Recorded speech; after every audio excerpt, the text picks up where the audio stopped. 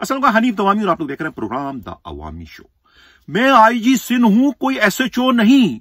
जब मैंने ये सुना कि सिंध पुलिस के सरबराह ने आज सिंध हाईकोर्ट में गुस्से में आकर ये कहा तो मैं तो सोचो में डूब गया, क्योंकि एक रोज कबल ही मैंने प्रोग्राम किया था कि पुलिस ऑर्डर 2002 के खात्मे की वजह से सिंध पुलिस का आईजी जो है उसकी हालत बिल्कुल वैसे हो चुकी है जैसे कि किसी गीदड़ ने जो है वो शेर की खाल पहन रखी हो, और शेर की खाल पहनने से कभी भी गीदड़ जो है शेर नहीं बनता। बिल्कुल उसी तरीके से ऑर्डर 2002 के खात्मे के बाद सिंध पुलिस का आईजी जो है वो उसकी हालत सिंध हुकूमत के सामने जो है यानी कि मदारी के डुगडुगी बजाने वाले उस बंदर की सी हो गई है कि जो बंदर जो है वो डुगडुगी बजाने वाले के इशारे पर जो है वो हर तरीके का डांस करता है। लेकिन आज जो कुछ सिंध हाई कोर्ट में हुआ उस पर जो है मुझे भी हैरत हो रही है। मैं भी परेशान हूं कि ये सब कुछ आखिर क्यों हुआ। कहते हैं ना कि ये मकाफाते अमल है, थोड़ा सब्र कर, निकलेगा सांप तेरी भी आस्तीन से। आज जो कुछ हुआ, जो मुकालमे में, पहले मैं उस पर जरा बात करूंगी। क्या मुकालमे हुए सिंध हाई कोर्ट में। मुझ पर आपको भरोसा नहीं तो मैं क्या कहूं आईजी सिंध। अदालत के निमार से मुझे तकलीफ हुई आईजी सिंध। आप अपनी जॉब में इंटरेस्टेड नहीं तो रिजाइन कर दें। जस्टिस के आगा का आईजी सिंध से मुकालमा। मैं क्यों इस्तीफा दूं। हम अदालत की इज्जत करते हैं, अदालत से भी एहतराम की तवक्का रखते हैं आईजी सिंध। अदालत से प्रोसिक्यूटर जनरल को मुदाखलत से रोक दिया। अदालत ने प्रोसिक्यूटर जनरल को मुदाखलत से रोक दिया। आप खामोश रहें, मुझे बात करने दे जस्टिस करीम खान आगा। मैं आईजी हूं, एसएचओ नहीं। आपको भी हमारी इज्जत करनी चाहिए आईजी सिंध। मैं पूरे सूबे की पुलिस का सरबराह हूं आईजी सिंध। मैं आईजी की तरफ से माफी मांगता हूं प्रोसिक्यूटर जनरल। आप बताएं एक ही वाकये की इतनी एफआईआर कैसे कटी। अदालत का प्रोसिक्यूटर जनरल से मुकालमा। बिल्कुल सही सवाल किया, सही मुकालमा किया अदालत ने प्रोसिक्यूटर जनरल से कि सेनेटर आजम स्वाति के खिलाफ एक ही मामले की 4 एफआईआर कैसी कटी।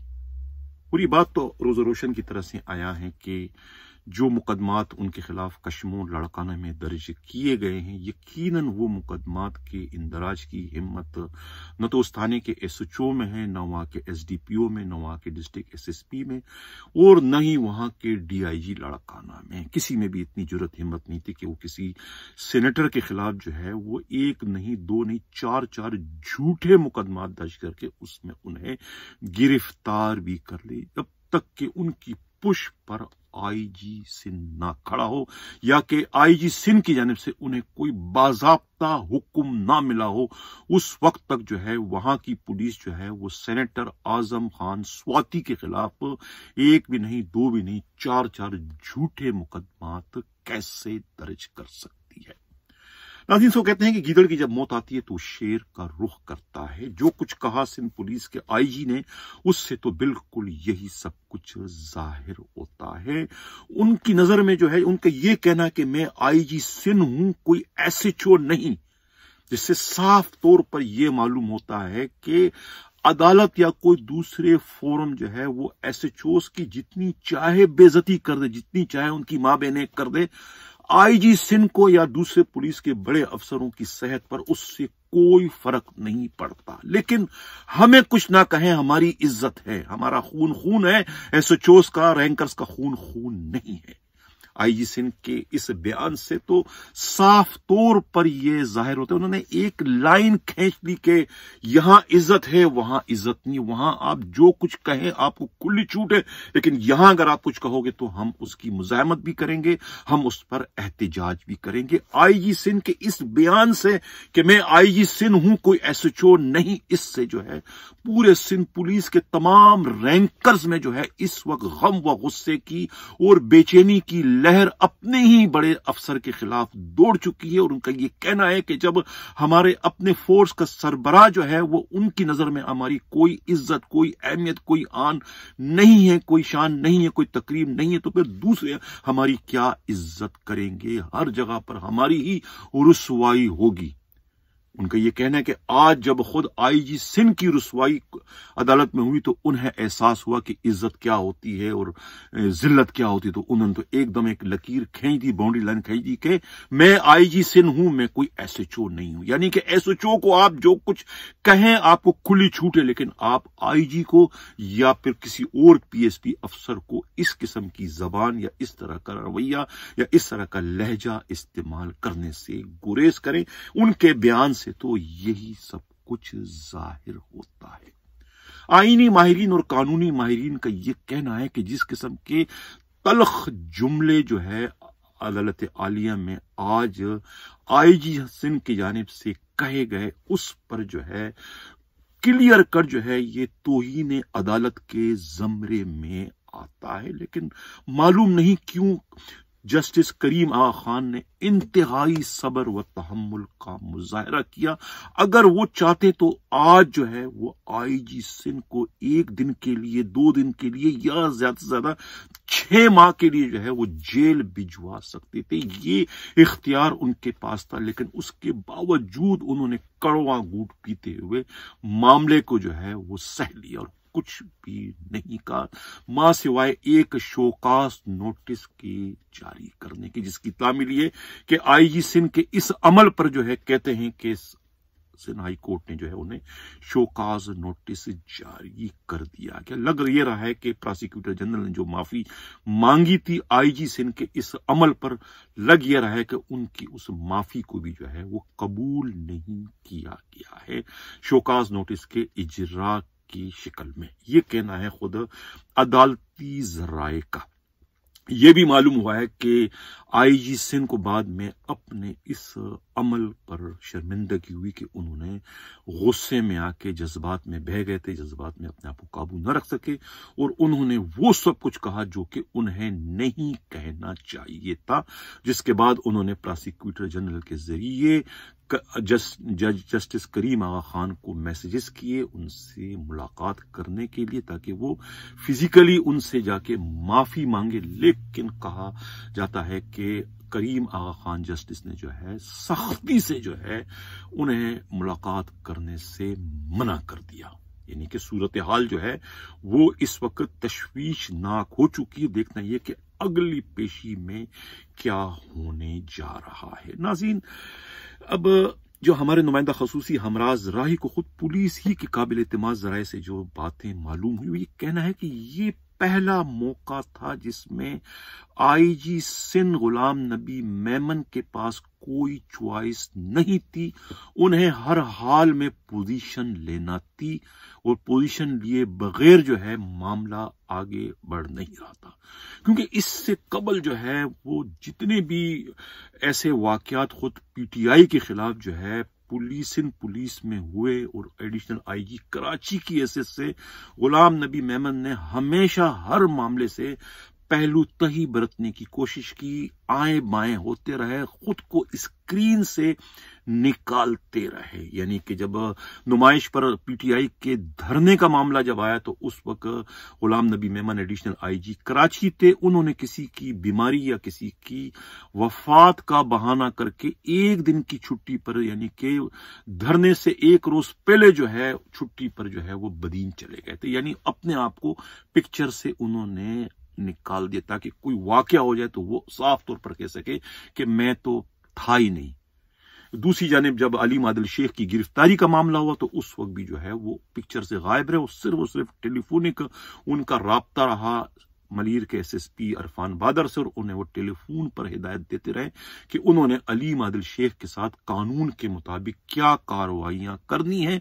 अलीम आदिल शेख के खिलाफ जो भी अहकामात जो है एडिशनल आईजी कराची के सिलसिले गुलाम नबी मेमन जारी करते रहे। तमाम तर अहकामात मोबाइल फोन का स्पीकर खोलकर इरफान बादर जो है अपने साथ बैठे अली मादिल शेख को सुनवाते रहे कि यही तुम्हारा हमदर्द है, यही तुम्हारा हिमायती है, किस तरीके से पीटीआई को कुचलने के जो है वो अहकामात जारी कर रहा है। तो इस तरीके से उन्होंने जो है वो हर मामले में अपने आप को जो है वो बचाने की कोशिश की। यहां तक कि जब मज़ार कायद पर जो है कैप्टन सफदर की गिरफ्तारी वाला जो मामला हुआ था, उस वक्त भी जो है उन्होंने जो है पहलू तही बरतने की कोशिश की, मुकदमा दर्ज ना करने का मलबा अपने से गिराया उन्होंने आईजी सिंध मुश्ताक मेहर पर, और उसके बाद मुश्ताक मेहर के साथ जो कुछ हुआ वो भी तारीख का एक स्याह बाब जो है वो बन चुका है। तो मैं कहने का मकसद ये कि ये पहला मौका था आजम स्वाति की गिरफ्तारी का कि जिससे वो खुद को कोशिश के बावजूद भी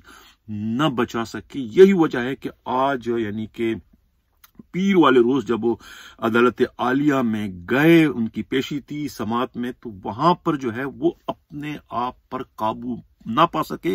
वो इतने टेंशन में थे कि वो क्या जवाब देंगे, वो क्या कहेंगे अदालत को कि ये जो आजम स्वाति के खिलाफ जो इतने मुकदमा दर्ज हुए ये किसके हुक्म से दर्ज हुए, किसने दर्ज कराए। हालांकि ये बात भी रोजे रोशन की तरह से आया है, सबको मालूम है कि ये मुकदमात कहां से दर्ज हो रहा है, क्योंकि सिर्फ सिंध का मामला नहीं है, बलूचिस्तान, पंजाब, इस्लामाबाद, हर जगह जो है मुकदमात दर्ज हुए हैं।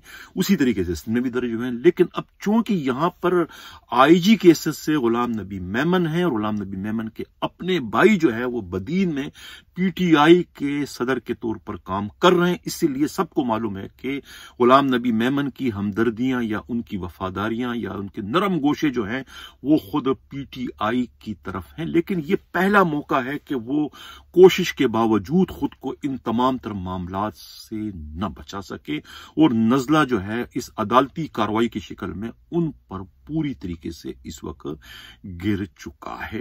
नाज़रीन, इस पूरे वाकये के बाद जो है आईजी सिंध को जो है हीरो के तौर पर पेश किया जा रहा है। खुद सिंध पुलिस के अंदर और सिंध पुलिस के जितने भी व्हाट्सएप ग्रुप हैं उसमें जो है इस खबर को जो है शद व मत के साथ जो है वो चलवाया जा रहा है कि सिंध पुलिस का नाम जो है वो आईजी सिंध ने इस वक्त बुलंद कर दिया, चार चांद लगा दिए कि अदलिया से जो है आईजी सिंध ने जो है एक तरीके से टक्कर ले ली। और बिल्कुल सही बात उन्होंने की कि अदलिया को भी सिंध पुलिस की जो है वो कदर करनी चाहिए, उनका एहतराम करना चाहिए। बल्कि बाज मनचले और सरफिरे पीएसपी अफसरों ने तो आईजी सिंध को मशवरा दिया है कि इनके अदलिया के होश को टिकाने लाने के लिए तमाम जजेस से जो है उनकी जो सिक्योरिटी है वापस ले ली जाए, ताकि इनको भी दिन में तारे नजर आए कि ये भी पुलिस के बगैर जो है ये भी अधूरे हैं, ये भी कोई अपना एक भी काम जो है पुलिस की रजा या पुलिस के ताउन या पुलिस के मदद के ये नहीं कर सकते। जब तक इनके साथ ये नहीं बरता जाएगा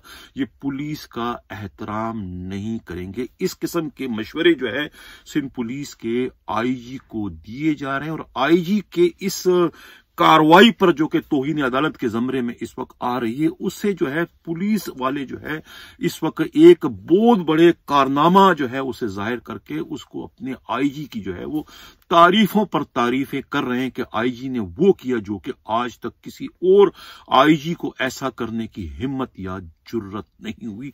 तो ये इसको इस तरीके से बढ़ा चढ़ाकर जो है पेश किया जा रहा है। देखना यह है कि अब अगली पेशी में जो है वो क्या होने जा रहा। लेकिन जो भी कुछ हुआ वो अच्छा नहीं हुआ। कम से कम आईजी ने जो है वो एसएचओस जो है वो पुलिस में जो है वो एक मरकजी हैसियत रखता है। पूरा पुलिस फोर्स जो है वो एसएचओ के लातादाद इख्तियारात के गिर जो है वो इस वक्त पुलिस फोर्स घूम रही है। और पुलिस फोर्स में अगर एसएचओस की इज्जत जो है खुद उसके अपने आईजी की नजर में नहीं होगी तो बाकी बाहर वाले लोग उसकी इज्जत कैसे कर सकेंगे। इस वजह से जो है आईजी के इस बयान से खुद रैंकर्स में जो है अपने ही आईजी के खिलाफ जो है नफरत की, गम व गुस्से की और बेचैनी की लहर जो है वो दौड़ चुकी है।